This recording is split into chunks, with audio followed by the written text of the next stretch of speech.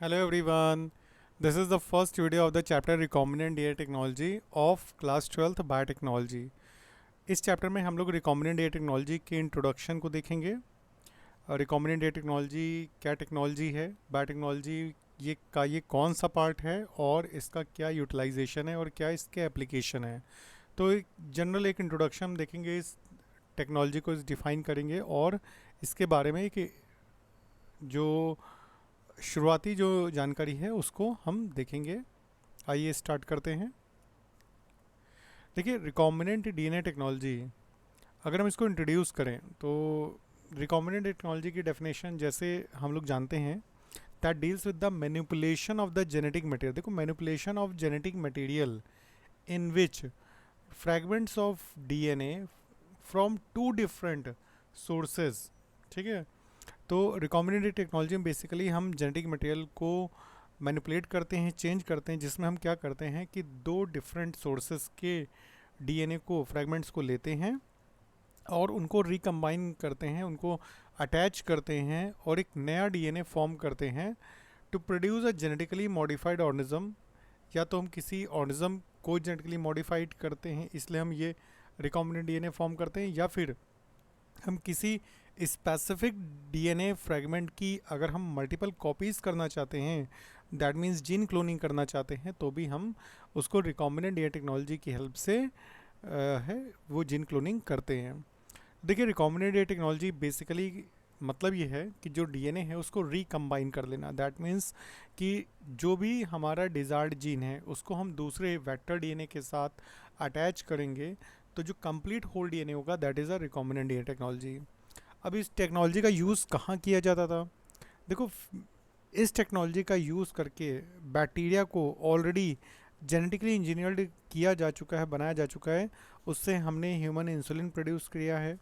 Insulin वो hormone है जो डायबिटीज़ में, दैट मीन्स वो एंटी शुगर हार्मोन है, ये शुगर लेवल को हमारे बॉडी में कंट्रोल करता है। बैक्टीरिया को हमने जेनेटिकली इंजीनियर किया है to clean up environmental waste. हमने ऐसे बैक्टीरिया भी बनाए हैं जो ऑयल स्पिल्स या पॉलीथीन से उनको डिग्रेड डिकम्पोज करने की कैपेबिलिटी रखते हैं, जिसमें प्रोफेसर एम चक्रवर्ती का सुपर बग मेनली आता है, which is the genetically modified species of bacteria Pseudomonas putida. Yeast cells को भी जेनेटिकली इंजीनियर किया जा चुका है, उनके उसके भी जेनेटिक कंपोजिशन को चेंज करके उसको मॉडिफाई कर चुके हैं for the production of hepatitis B vaccine.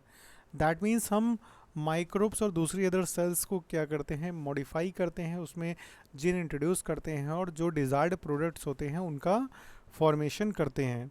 जैसे हमने प्लांट को, कॉटन प्लांट को इंसेक्ट रेजिस्टेंट बनाए हैं, एग्जाम्पल जैसे बीटी कॉटन है।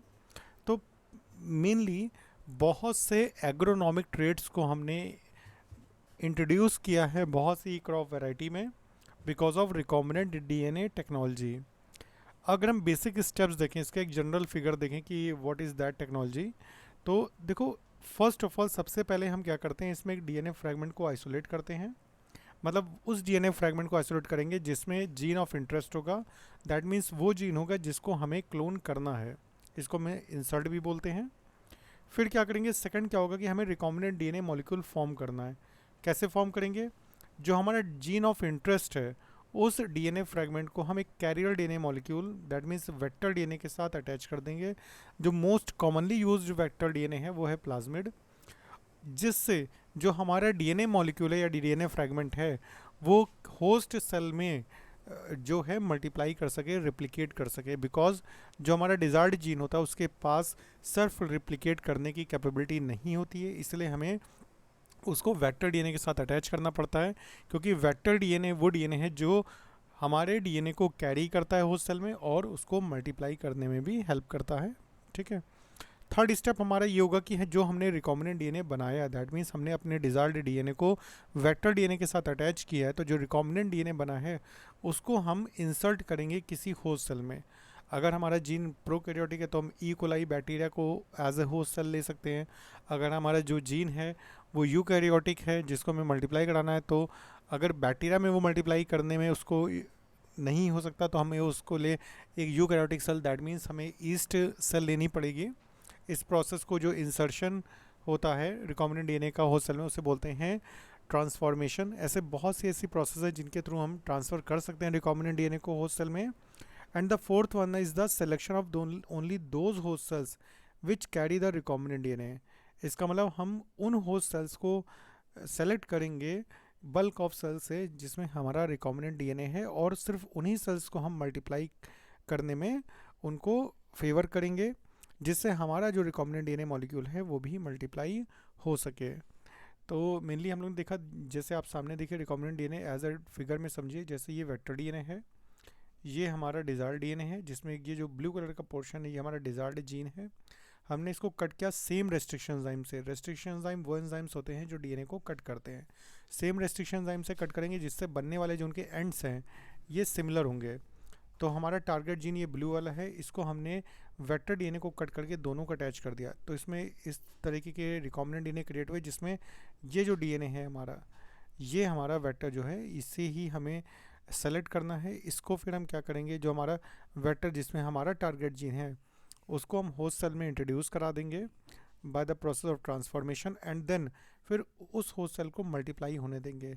जब होस्ट सेल्स का एम्पलीफिकेशन होगा, उससे कई कॉपीज़ बनेंगी, तो सबके साथ हमारा जो डीएनए है वो भी मल्टीप्लाई हो रहा है। जैसे देखिए हमारे डीएनए की 1 2 3 4 5 6 7 8 कॉपीज़ यहाँ बन गई। उसको जैसे जैसे हम और मल्टीप्लाई होने देंगे तो हमारे जो डिज़ायर्ड डीएनए है उसकी भी मल्टीपल कॉपीज़ उतनी तैयार हो जाएंगी।